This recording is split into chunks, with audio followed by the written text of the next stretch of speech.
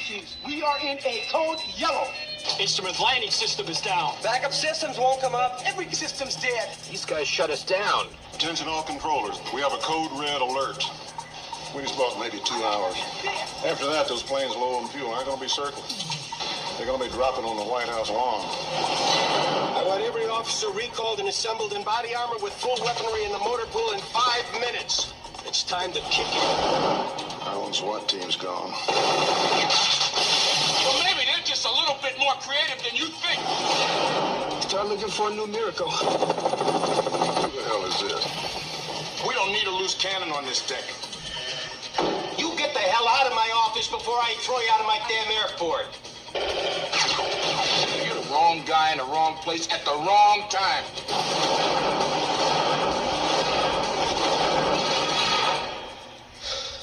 Story of my life.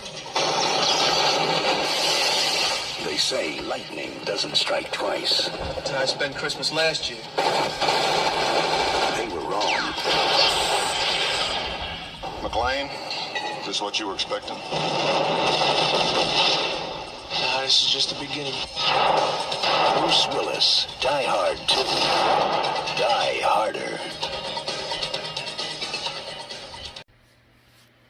Of course, Die Hard 2 comes with the risk of trying to repeat the success of the first Die Hard, which was one of the biggest success stories, surprise success stories of 1988, and one of the movies that turned Bruce Willis into an action superstar after his years on moonlighting.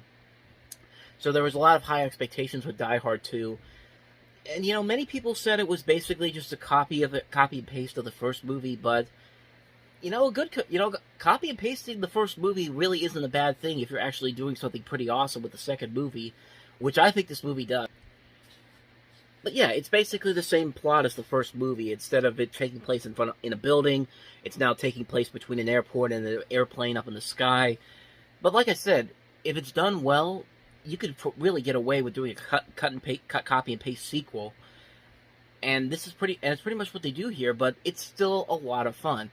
Is it as good as the first Die Hard movie? No, nothing really could top what the first Die Hard movie did.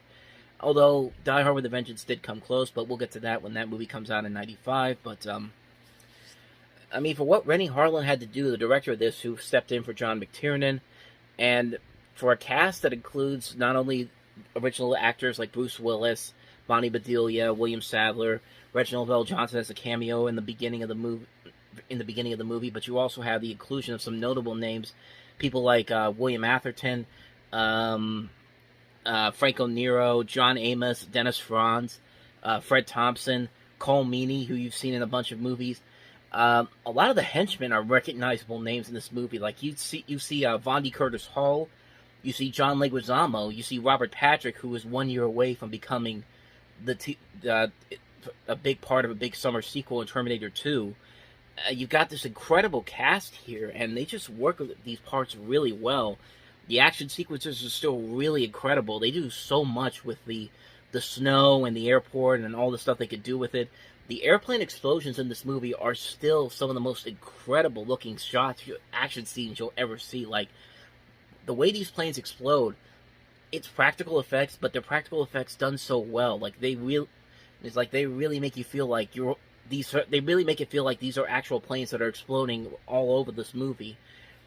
And, yeah, like I said, but while the main crux of the story isn't as strong as the first movie is, this time around you can easily tell who's going to become who's double-crossing one another, and who's working for who. I mean, it's very predictable, but at the same time, like I said, if you're delivering something that's of quality and actually has a lot of fun elements to it, you can get away with it. And this movie has a lot of great action sequences in this movie that are just so well done and just so fun to watch all the time. Like, you don't even need to watch the movie. Just go to the YouTube or just watch some of the clips on there, and you still can feel like you're getting a lot out of it, and still feel like you came out of it with something incredible. I mean, they did the best job that they could. I mean, they really couldn't top what they did with the first movie, but they did just enough to make it a fun movie. It's a fun summer action movie. It would have been cool to see this in the theater just to see how the audience would have reacted to this. Nothing more I gotta say. Die Hard 2, Die Harder. It may not be as good as the first one, but it's entertaining enough. It's more than entertaining enough to totally recommend it. So, that's my thoughts on Die Hard 2. Now let's get on to the second movie that came out this weekend, and that was a movie that I've been known to flip-flop on over the years. So what are my thoughts on it now? Let's talk about the Jetsons movie.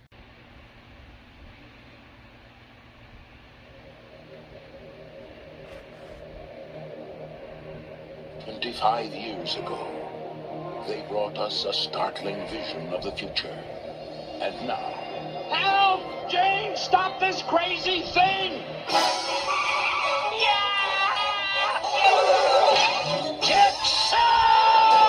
they're back. All right! The Jetsons, in their first feature-length motion picture. Congratulations! Someone is sabotaging Spacely Sprockets. We've lost 4 vice presidents. And there's only one man for the job. Jetson? I wouldn't use Jetson if Spacely's Sprockets were going bankrupt. He is expendable. Perfect! Huh? Oh no! Space! The final frontier! Jetsons, the movie. Featuring music performed by Tiffany.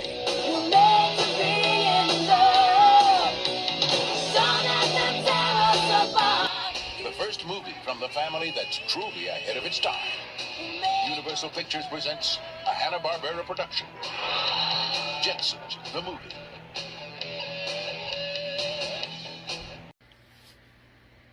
So yeah, like I said, this movie is one that I keep going back and forth on. If you haven't heard about the production history of this, it's amazing how so many problems kept rising from this movie. So the film started off as a live-action film adaptation at Paramount with Gary Nardino, who did Star Wars, and that was supposed to be in '85. In fact, if you find the Paramount '85 trailer reel that they have for all the projects they had in production, it's in there. I think it's the last movie on there, along with the Peter Pan movie with Steven Spielberg would later do for Columbia. But if you could find that video on there, you could definitely see that the last bit of it has the thing for the Jetsons movie.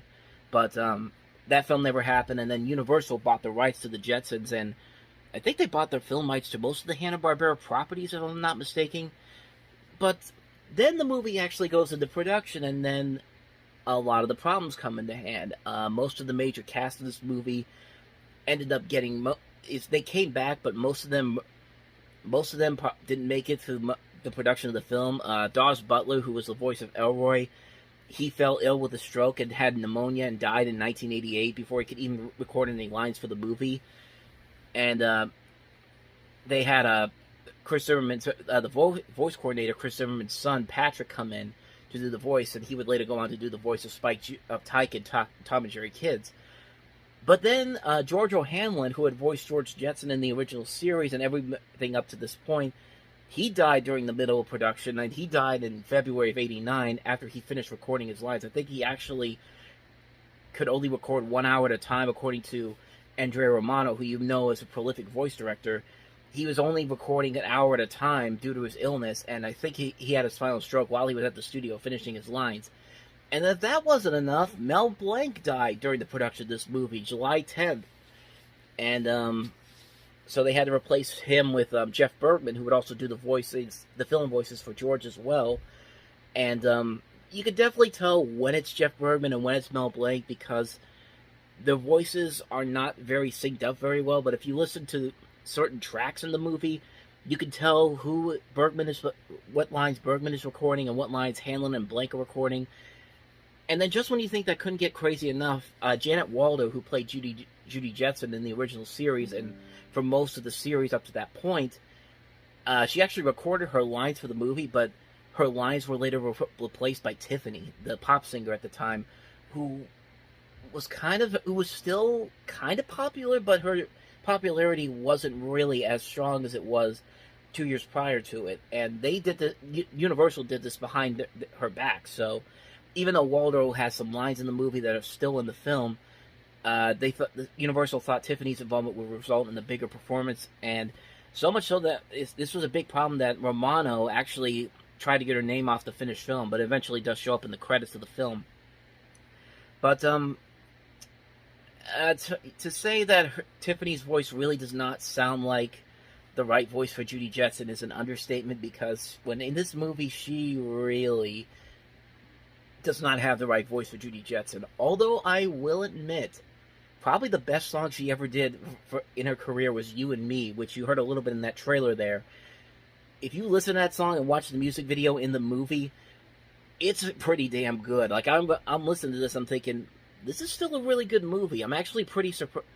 I mean, this is still a really good song, I mean. It still holds up so many years later. Yeah, as far as the movie itself goes, like I said, I flip-flop back and forth on it. There are times when I don't like it. I don't think it's a really good movie. But then there are times when I come back to it and I'm just like, okay, this maybe isn't as bad as I remember it. I think right now, I like it, but I'm not in love with it. I do like some of the animation in this. I do feel, as I look at it again, and it's just like, this is pretty much what I expect from a Jetsons movie. It's like what I expect with the Bob's Burgers movie. I mean, I'm not expecting them to go too epic or too over the top with it, and it delivers a really good, in that movie, in the case of the Bob's Burgers movie, it delivers on what it's promising. With this, it does deliver a little bit of what it's promising. There are a little bit of elements where, like, the environmental message gets a little preachy, but not as preachy as some of the other movies of this caliber that would do these animated movies like Fern Gully or Once Upon a Forest, or movies like The Page Match, or these environmental message movies about how we should protect the environment and all that, and all these other things. And I think what really made me turn around with this movie is the way the film ends. Like, I never really thought about it, but then I watched Nostalgia Critic's review of Jetsons the movie, and he basically brings up the fact that he likes that the film, there's no real villain, there's no real gigantic battle at the end of the movie. The film, actually, the climax of the movie is basically a business deal, because, of course, you find out that these grungies, as they're called, which are pretty much kind of like reject gremlins, they're the ones messing up the plant that George's family have moved to, and George basically compromises a deal with Mr. Spacely to let the grungies work for them, and that way they won't. In exchange, they won't destroy their home. They're not destroying the machinery that's destroying their home, and so on and so forth. And to its credit, that's actually a pretty clever idea, for them to not go over the top with the ending of it. It's just a business deal that saves the day in the end, and I think that's kind of funny. So I give him a lot of credit for that. I give him a lot of credit for going that level, and it does work in the end. Like, does everything about this movie work? Not really. There are times when it is very dated, and it does feel, and the animation, while it can look pretty impressive on some levels, other levels not so much. The music overall is okay. There are some songs I think that are actually kind of catchy. The Tiffany song I just mentioned, and there's a couple of other songs in there with, I don't know who the person is that's singing this song, but like, he sounds like a mix of Justin Bieber and Miley Cyrus, kind of, because he has a couple of songs in this movie. Shane something, I can't remember the name now. Shane Sutton is his name, I had to look it up. He did Staying Together, and then he does the end credits song, With You All the Way, which, for the time period, they're actually not bad songs. Most of the songs in this movie are actually pretty good. I mean, there are some songs that are very dated. There's a rap at the end of the movie. But other than that, though, the music overall is pretty good. Even the score by John Debney is very well done. It's a great score that he has for this movie. So overall, I really have come around to this movie. I don't think it's a great movie overall, but I think there is more than enough there to actually warrant some rewatchability to it. Or maybe I just love it for nostalgic sake, because I did watch this movie a lot growing up as a kid. I saw the videotape for the longest time until I just sold it on eBay recently when I updated the DVD and the Blu-ray. But, yeah, the Jetsons movie is actually not as bad as I remember it. Like I said, it's not a great movie, but it is still a fun movie regardless. I think you could, if you're a fan of the Jetsons, you could watch it and you have a lot of fun with it. Non-Jetsons fans, I think you might not like it all that much, but overall, I say it's a much better movie than I thought it would have been before. But like I said, it's something that I kept going back and forth on. But right now, I'm feeling like, okay, I'd definitely watch this again if I get the chance to. So there you go. That's Jetsons the movie.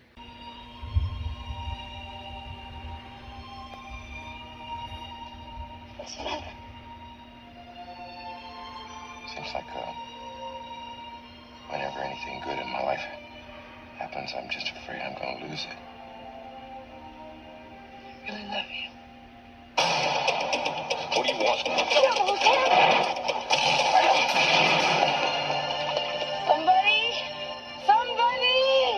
Somebody help us! What's happening? It's like I think about you every minute. It's like I can still feel you. The problem with you is you still think you're real. It's all up here now. You want to move something, you got to move it with your mind. Molly, why can't you hear me? Who is that? You can hear me? Can you hear me? Sam Wheat. Say my name. Say it. Leave me alone. Say my name. Say it. Hello? I get a message from Sam. What? Sam Weed? He asked me to call. Once you go to police, he said it was a setup, he was murdered. She said Sam knew who killed him. Are you out of your mind? I mean, what are you going to tell the police? She knew things, private things. I know about the green underwear that you wrote your name on. This psychic woman's got a record that goes back a long way. Don't you see I'm not a fake? I don't know what's real anymore. Don't open it. Don't open the damn door. He's a murderer. Why are you doing this to me? Do you hear me? Why are you doing this to me? Sam's dead. Tell her I love her. He says he loves you. Sam would never say that. You got to take all your anger, all your love, all your hate, and then let it explode. Molly? Molly, you in danger, girl.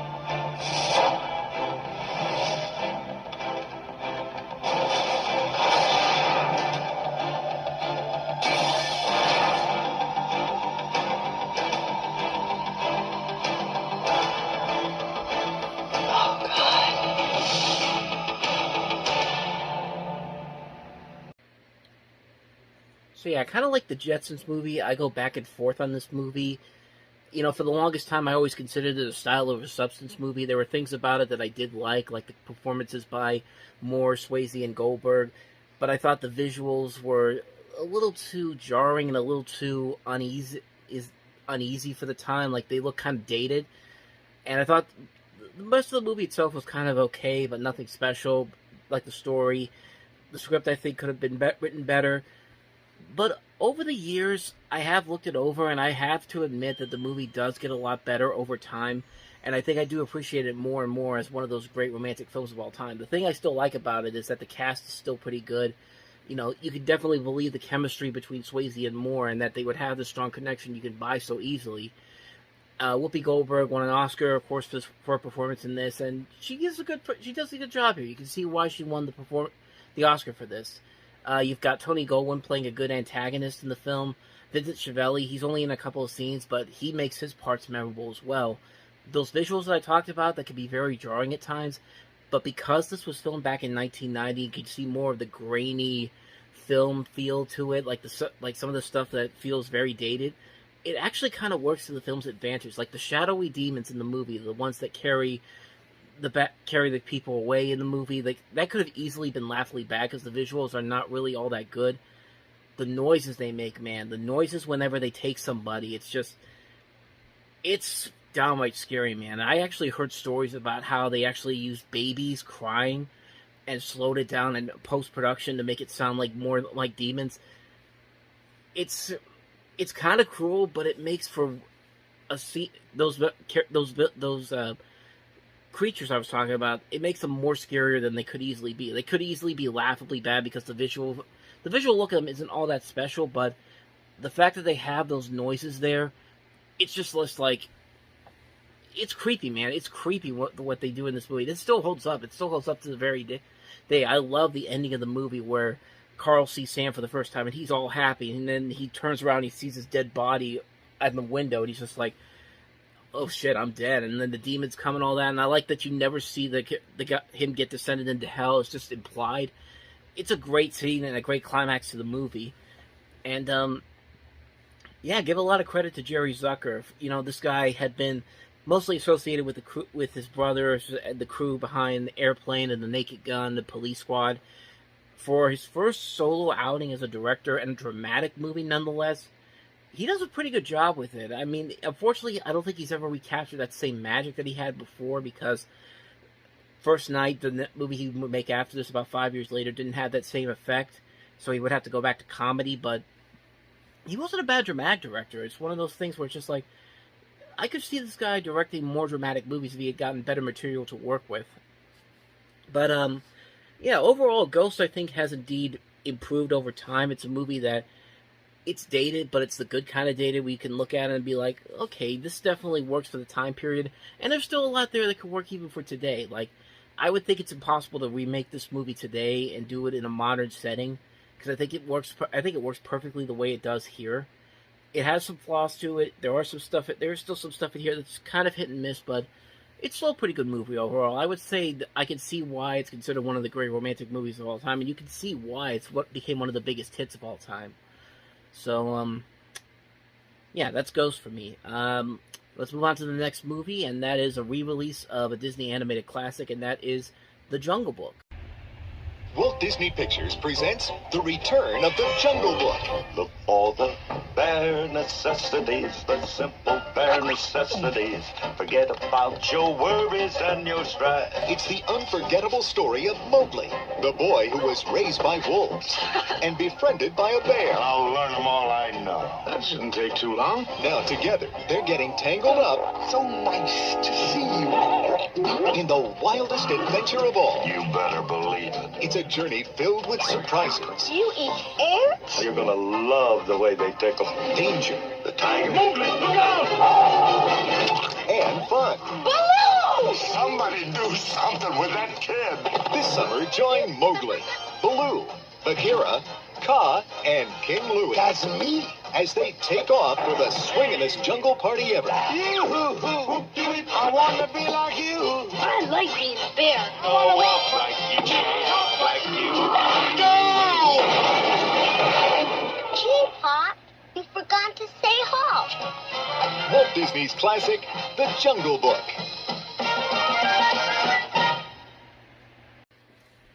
Of course, The Jungle Book was the last movie made whenever Walt Disney was alive. He passed away in 1966. This came out over a year after that.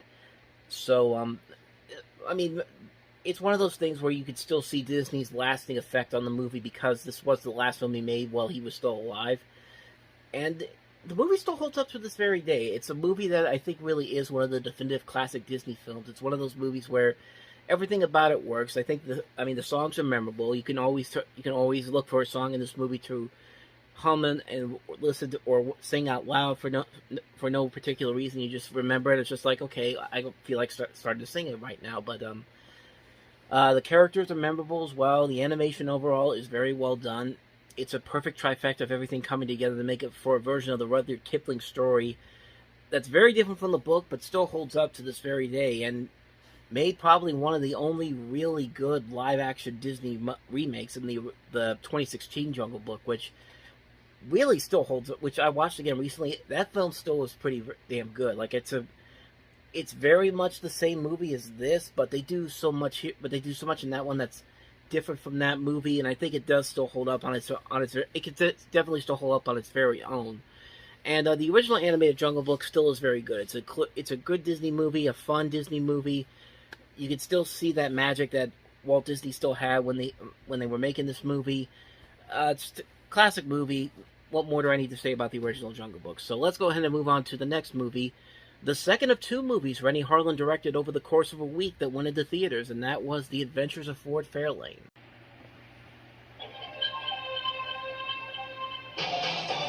To his clients, he's the greatest. What is it they call you? Mr. Rock and Roll Detective?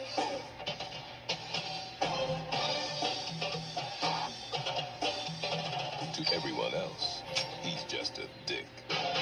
I'm sorry that I made you clean the toilets and the bathtubs. I mean, who did all the work in bed? Andrew, Dice, Clay, is Ford Fairlane. Does that excite you? Oh, that. Don't take it personal. Rose in born naked. Gone. Got women to the right of me. Got women to the left of me. I got chicks all around me. Ford Fairlane, featuring Priscilla Presley, Sheila E., Ed O'Neill, Robert Englund, Tone Loc, and Wayne Newton. Yes, Wayne Newton. I dedicated my life to making sure that this industry is so disgusting that it would have to self-destruct. I even spit in the punch bowl. We're dealing with a very sick puppy here. But I ain't got you. Ford Fairlane. He came from Brooklyn to save the world. Top of the world, boss. Now that's rock and roll, eh? And needless to say, unlike Rennie Harlin's previous film, Die Hard 2, this was not a big success by any means. It's kind of a disappointment when you really look at it because, you know, Andrew Dice Clay showed that he had some acting chops prior to this in Casual Sex, but in this movie and then the next movie he made, Dice Rules, it was him going back to that shtick that he did as a comedian that was very hit and miss, and it just doesn't really work here in this movie. You can tell that they were trying something here.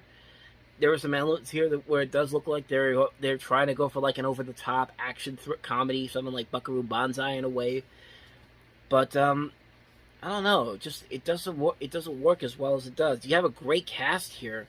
You know, Wayne Newton, Priscilla Presley, Morris Day, Robert Englund, Ed O'Neill, Tone Loc. Just this great cast, and one of the co-writers is Daniel Waters, who also wrote Heathers.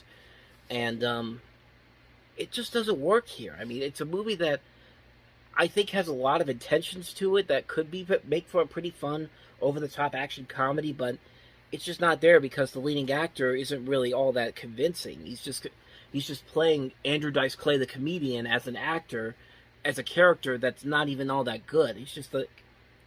It's a mess of a movie. It's a movie that I think had good intentions, but as you look at it as a movie, it just doesn't really pan out as well as I think they wanted it to, and it quickly crashed and burned at the box office, even though one of the songs from the soundtrack, Billy Idol's Cradle of Love, actually became one of the biggest hits for the year that year. So I guess that's something there, but yeah, more people went to see Harlan's other movie, Die Hard 2, for a reason, because this movie wasn't particularly all that good. So with that said, let's get on to the last movie, and that is Bill Murray in the comedy Quick Change, which he also co-directed. Let's not be like every other couple on the IRT. Will you rob a bank with me? I will, Grim. I will. Hey! I got 3 more minutes. We're closed, bozo. Let's not mess with me today. What the hell kind of clown are you? Decrying on the inside kind, I guess. Fill this up with regular, please. This is our perpetrator. Average height, average build, red nose, blue hair. It was the perfect crime. Now, all they need to do is get to the airport. Did we miss the expressway? Getting farther away every second. By car. Oh, we're really making progress now. I saw a sign, Phyllis. 3 of them out there shouting with glee. By cab. Airport. Look. Huh? Great. And why don't you take us straight to Sing Sing? There's a real cabin. Stop taxi! By foot. By bus. You go to the airport? Near the airport. That is an exact change. You better get some help. You're becoming Ralph Cramden's evil twin. By midnight. Bill Murray. Can we just calm down a little, please? Gina Davis. Oh, we'll never make the flight. We'll have to sail a raft to feed you like Thor Heyerdahl. Please, God. Randy Quaid. We need a cab. One loaded freaking cab. Jason Robards. So easy getting in. No way out. In a major metropolitan comedy. Quick Change. Was that our plane? No. If it were our plane, it'd be crashing. God, I hate this town. You know, honestly, I think because this movie had 2 directors, Murray and also Howard Franklin, who would later direct Murray again 6 years later in Larger Than Life, and also would do The Public Eye with Joe Pesci. But because you have these 2 different directors here, I think it really hurts the overall feel of the movie because you have these 2 very different directors. I don't know if they had like their own different opinions of what this movie should be like, but when you have 2 different directors together, it's not really going to end up all that well. Take, for example, Nutcracker in the Four Realms, when you had Joe Johnston and Lasse Hallstrom working together, and that movie just completely fell apart because of the 2 different directors they had. On the plus side, though, this movie is actually pretty funny. There are funny moments in here. I think the biggest problem with the film is that the overall script isn't really all that exciting. It's just kind of a movie that's just like, it has a lot of funny moments, just the story just isn't working its way through here. I think what does work here are the performances. You got Bill Murray playing in clown makeup most of the film, and as he's robbing a bank, and you have Gina Davis and Randy Quaid as the sidekicks in this movie, as well as Jason Robards as the cop that's trying to go after them. And there are a lot of funny moments in the movie. I just wish that the story had been better executed. I feel like this is a story that you can tell where it's going to go. You can tell where it's going to be. You can tell what's going to happen in the next couple of as the movie goes on, and it just doesn't really work out as well as I think they wanted to story-wise. But the laughs are there. There are a lot of good funny moments here, and I think with a better direction and a better script that would have, with a little bit more twists and turns, I feel like you could have had something really good here. But what you get here is perfectly fine for what it is. It's a movie that is good for what it is, but really could have been a lot better with a better script and, again, better writing. But there are a lot of good laughs here. The cast works very well, so I'd say definitely check it out if you want to. Quick change.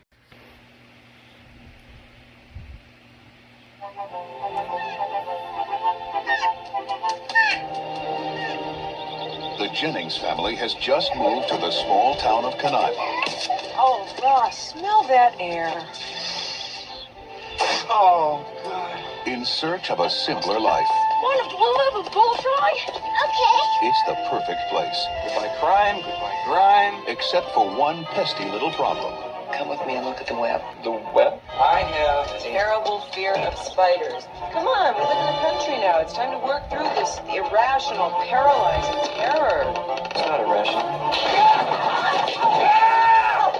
Hollywood Pictures and Amblin Entertainment present Jeff Daniels. Honey, we're in the living room. We need you to kill a spider. And John Goodman. Dover McClintock, infestation management. That guy's just a spider. Would anybody object if I tore this floor out? I would. False alarm, then leave on. There's no spider here. Every so often, in a little town somewhere, there is a health scare. There's a rumor going around that some kind of spider might have killed Sam Metcalf. Doubtful. Spiders make convenient cult. There's no spider here. I think one of your Venezuelan spiders hitched a ride here. There may be some spiders around here that are very dangerous. Dad, chill out. Just run. They spread out from a central nest in a web-like pattern and dominate the entire area. Because when that happens, this town is dead. Better uncork my private stock. Rock and roll!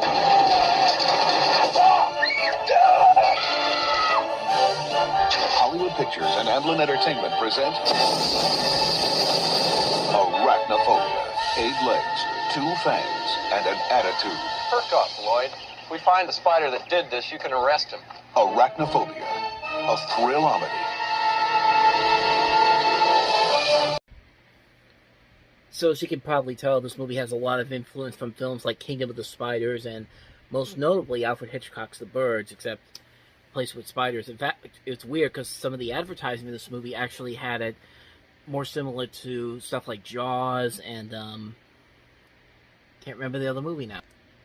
Okay, Alien was the other one, even though the first Alien technically came out in '79, but that's what the ad said on here that I'm looking at here. It's a British newspaper ad that basically says in the 70s it was Jaws, in the 80s it was Aliens, and now for the 90s the last word in suspense is arachnophobia, which, I mean, it's pretty much like that. I mean, a lot of people are scared of spiders, and they do a pretty good job of making you afraid of spiders even if you're not afraid of spiders, because this is a ton of fun. This is a fun B-movie that, it's silly, yes, but there are genuinely scary moments in here that I was just like, whoa, that took me off guard completely.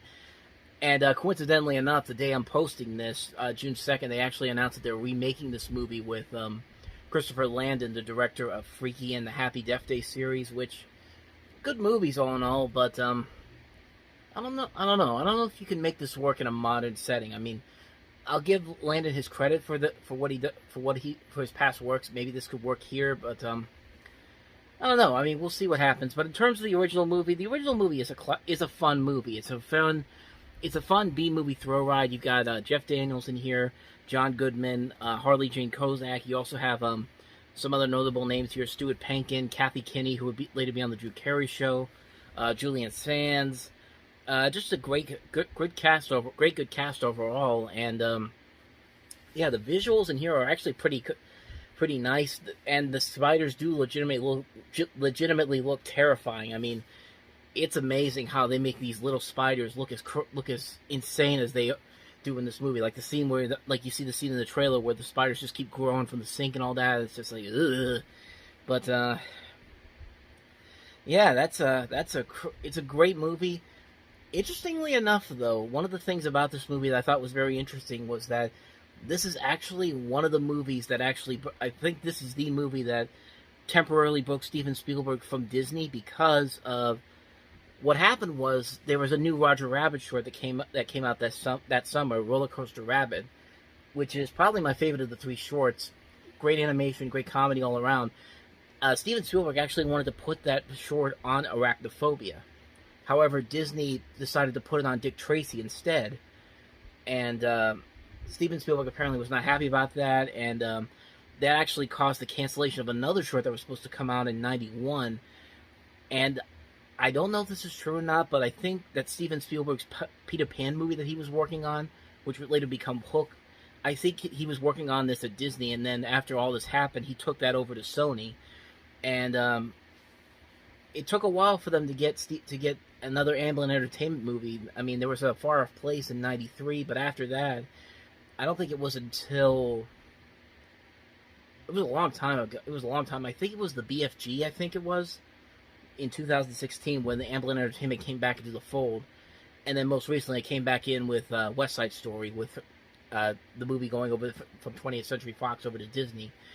But it's interesting how that all panned out as a whole, because the fact that one little short being put on one movie and not the other completely almost destroyed that relationship between Disney and Steven Spielberg. And so that's it. That's kind of an interesting note to it's an interesting fun fact to find out about this movie. I mean, the movie itself as a whole is very good. If you put that short in front of this movie, I don't know if it would have that same effect. I think that short works better in front of Dick Tracy, because both the short and the film have this great visual style to it. Plus, that movie was a much bigger success than this movie was, even though this movie was a huge success at the box office, considering the small budget it had. I don't know. I mean, it was an interesting situation to be in. But like I said, as far as the movie itself goes, it's a great movie, a great thriller, a great comedy, just a ton of fun all around, and the first movie from Hollywood Pictures, so another subdivision within Disney starts with this movie. But need I say more? Arachnophobia is pretty damn awesome. If you haven't seen it already, I would say definitely check it out. So, on to the next movie, and that is... Ooh, Navy SEALs. Look, I have a commitment to the team. Yeah, well, the teams aren't going to last forever. I'm sorry, guys, but I cannot be a part of this funeral procession. I'm out of here. See you later! When danger is its own reward. Move out together, only together. There are men who will go anywhere. You guys are crazy. Proud of it, baby. Dare anything. We're SEAL Team. We're here to get you out. They're Navy SEALs. You see me when I'm hot. An elite fighting force. You don't gotta love it, you just gotta do it. Who don't know how to lose. Navy SEALs are paid to take risks. They're paid to die if necessary. We go in there, we hit them, and forget them. That's what we do. There's more to it than that. Come on, Lieutenant. What are the SEALs up to? Nothing special. Training. Sounds like fun. One is a leader. Let me take my team back in there. The other, a daredevil. That's Hawkins. That's normal? No, that's abnormal. I told you to stay put. What do you want from me, huh? You still don't get it, do you? You're looking for a rush? Well, I hope you got it. Together, they're America's designated hitters against terrorism. You're involved. I don't create the news. I report it. If America kills our people, then our people will kill Americans. You're going to Lebanon, baby. That's all you gotta know. Born to risk. We're gonna have company. I just got bigger. Trained to win. This doesn't look good. It just got worse. Charlie Sheen. Michael Biehn. Joanne Wally-Kilmer. Navy SEALs.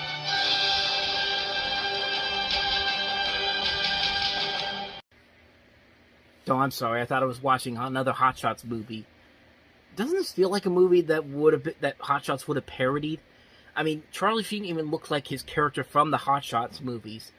I mean, they even have the same composer, Sylvester Levy, who also did the music for Hot Shots and Hot Shots Part 2, but this is a movie that's supposed to be taken seriously. I mean, it isn't Firebird's bad in terms of straight-up copying Top Gun, but I don't know, it's pretty close. I mean, it's got a good cast overall. I mean, it's got, like I said, Charlie Sheen, Michael Biehn, Joanne Whalley, Bill Paxton, Dennis Haysbert, but as far as the movie itself goes, it's, like I said, it's a movie that feels like a movie that Hot Shots would easily parody.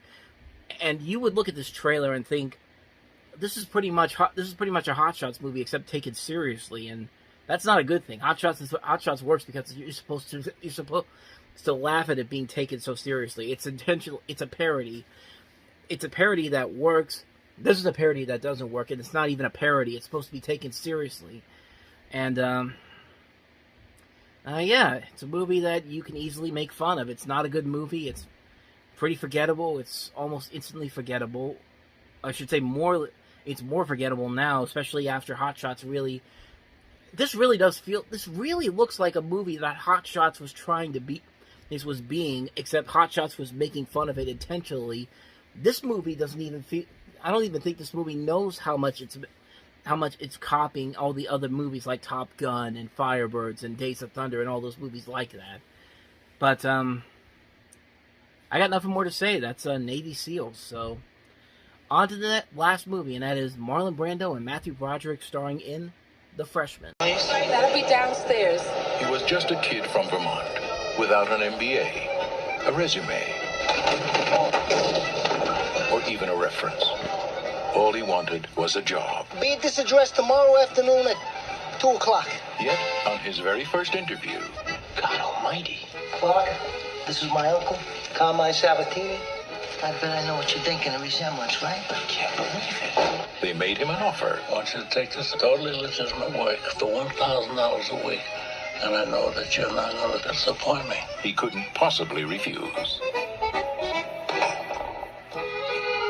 We call this the hand of friendship. Oh, I don't see how I can say no. Brando. This is not a yes. I want to hear yes. Broderick. Yes. I'm so happy. I don't know why I'm so happy. The Freshman. The son of the man. Oh. You know, a lot of people like to get on Matthew Broderick all the time, but, I mean, his first couple of movies, he works with John Hughes, he stars in a movie with Denzel Washington, he stars with a movie with Dustin Hoffman and Sean Connery, and then he does this movie with Marlon Brando.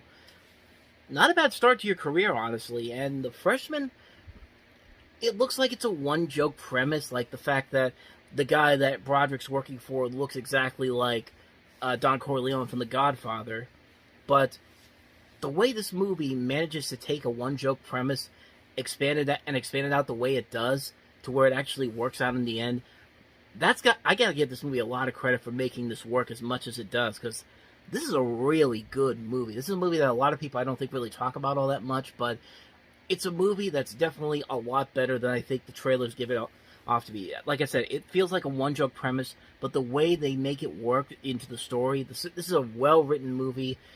Broderick and Brando work off each other so well. When you have to work off against, when you're Matthew Broderick and you have to work off against a guy like Marlon Brando, it's tough to do, but their chemistry just works so well.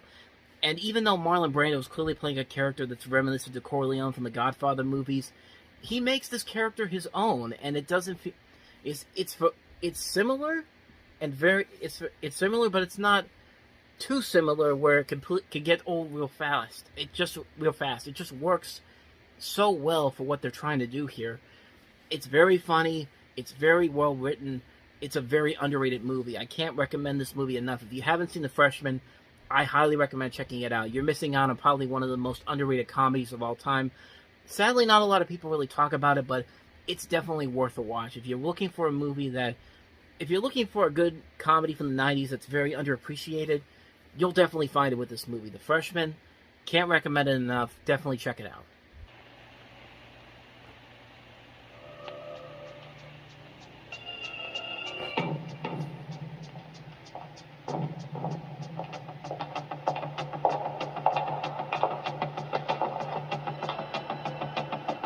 It's gonna be so good. Paul Amos was murdered last night.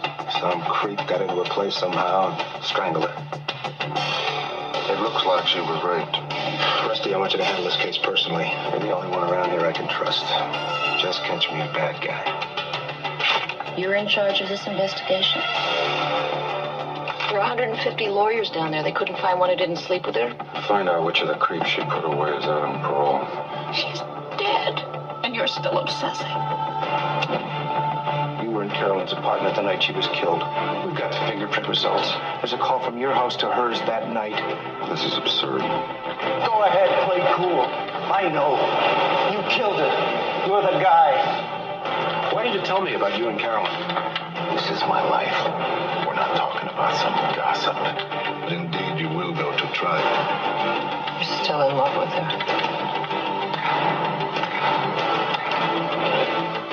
How can you think that I could do a thing like that?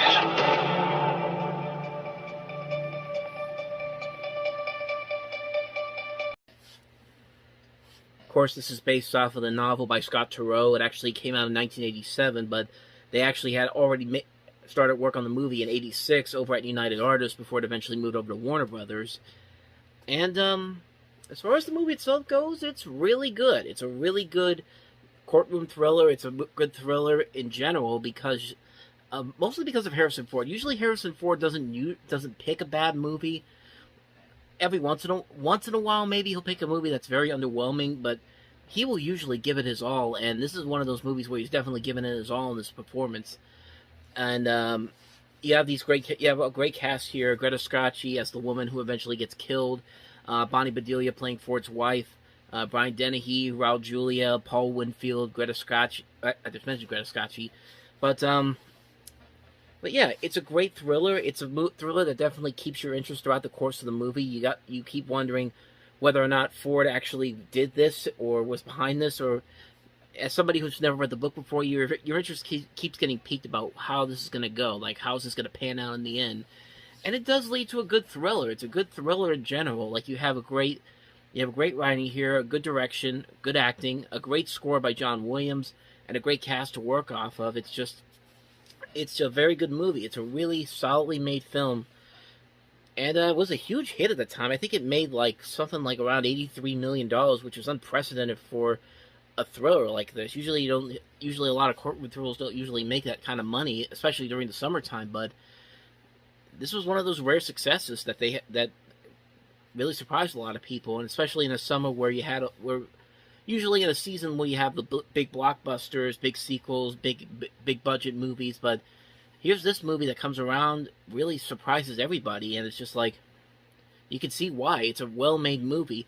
If this movie had been released in the fall, maybe this could have been considered for Oscar consideration, but the Academy Awards, anything that doesn't come out between September and December, they barely will even touch, so.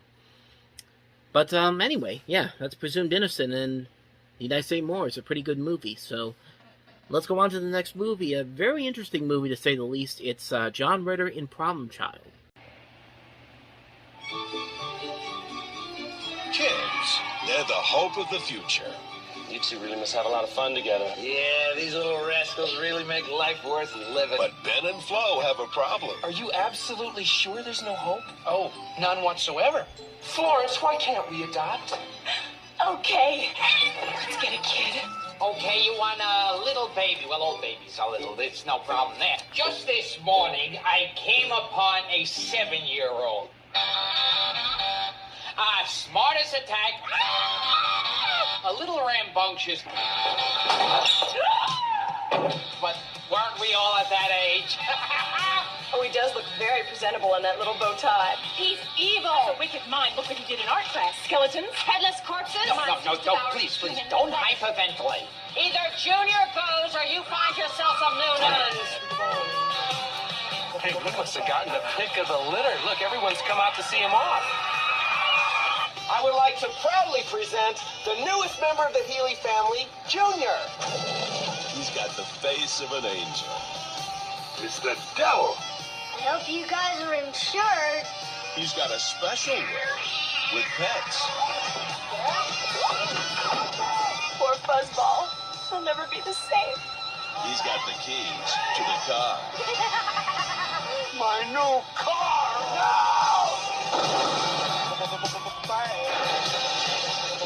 Maybe all the child needs is to be loved. Tired of the bone. We've adopted Satan. You took him, he's yours! That's because you condescend to him! What am I supposed to do with the little creep? He's already been returned 30 times! He's mad. He's bad. He's 7. I'm gonna be 8 in 2 weeks. Don't count on it. John Ritter. Daddy! Problem child. It's an interesting movie because of, well, a lot of things. Well, for one thing, this movie was heavily panned by critics. It was a movie that, if you go to Rotten Tomatoes, I believe it has a 0% on Rotten Tomatoes. And usually if a movie has a 0% on there, chances are the movie is really terrible, like one of the worst movies ever made. And yet this movie really didn't matter to a lot of people. Even though there was no Rotten Tomatoes in 1990, people went to go see this movie. I mean, it made back its budget of $10 million in the first weekend and went on to gross almost 6 times that amount after it was all said and done. It made around $55 million domestically, which is incredibly unexpected for a movie that was slashed by critics all over the country. And I don't know why. I mean, it's because I've watched this movie before. I remember watching it as a kid. There's nothing really all that special about it, but I think it's because it is so mean-spirited and so cruel and just so insanely over the top and ridiculous that people just admire what they were able to do here. I mean, John Ritter is really working his butt off in this movie, as is Amy Yazbek. Gilbert Gottfried, rest in peace. He's in this movie. He's very good here. Michael Richards is very fun in this. Jack Warden's very good. The kid, Michael Oliver, he's a complete asshole, but he's a fun asshole to watch. It's weird. It's a movie that I feel like should be hated more, but watching it again, I really don't see... I mean, it's not that bad of a movie. It's actually kind of a fun, nostalgic cult movie. You can see why it has this cult following to it. And I think mostly because I've seen movies like Clifford where they try to do the same thing, except with Martin Short as the little kid when he's an adult, and Charles Grodin as the father, which did not work well at all. We'll get to that one when we get to that one. But I think it's also because of the writing of Scott Alexander and Larry Karzeski, if I'm even pronouncing that right. But these two guys also wrote Ed Wood. They also wrote a number of movies. They also wrote... I'm trying to think of what else they wrote. 1408. They also wrote Problem Child 2, which... I mean, it's one of those things where it's just like... They know how to make a fun, dark, black comedy, and the results speak for itself. This is a fun movie. Probably not a great movie overall in terms of story and just in general the tone of the movie, but it's just a fun movie all around. It's a ridiculously stupid movie, but it's a good, fun, ridiculously stupid movie. It's a movie that definitely deserves the cult following. It's not a great movie, but it's just so fun that you can't help but enjoy it. So that's my thoughts on Problem Child. So let's go ahead and move on to the last movie, and that is Chicago Joe and the Showgirl.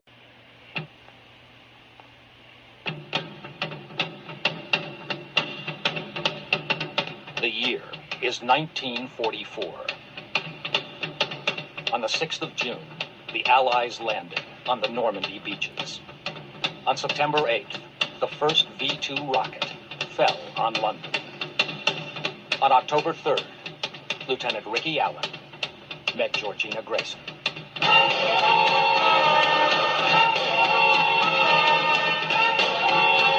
It's you and me, honey. Anywhere special you want to go? Anything you want to do? I'd like to do something really dangerous. See this gun? This gun's real special. So come on. I dare you. I mean, I know there's a war going on and all, but hey, where's the quality gun, huh? Where's the class, huh? All the world's out there, baby. Let's you, Governor. This isn't isn't fair, you idiot. It's a stick-up. Give me your money. You see where I come from. We just as soon kill a man as we would take out our garbage. American gangster, friend of Al Capone's. You're just a big-mouth yank, honey pie. Don't you ever want to get some rest? We can rest in the grave.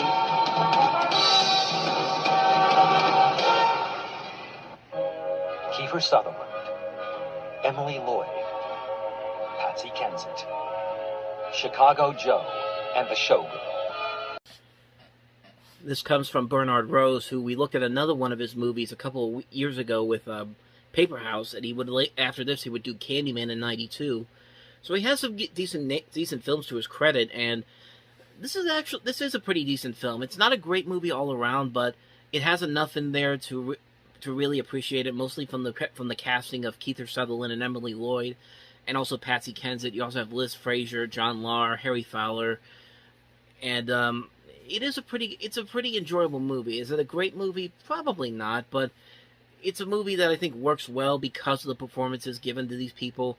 I like the music in this movie. You have both Hans Zimmer and Shirley Walker. Shirley Walker, of course, would later go on to do Batman the Animated Series and Tiny Toon Adventures. And you have Hans Zimmer, who went on to become a great composer in his own right. There is a lot here that works. Does it work all the way through? No, it's very formulaic at times, but the performances do carry it through, and you do get invested in this story. Toy boat. You do get invested in the story. I almost did it again. You do get invested in this story, and I'm keeping that in. So, yeah, you do get invested in the story. You do get invested in this mystery that goes on. So, yeah, I'd say this movie is definitely worth it. Is it something you need to rush out and see? Not really. If you just want to see the best works of Kiefer Sutherland or Emily Lloyd, this will definitely work out for you. It's perfectly fine for what it is. It could have been a whole lot better, but it is good for what it is. But that's my thoughts on Chicago Joe and the Showgirl.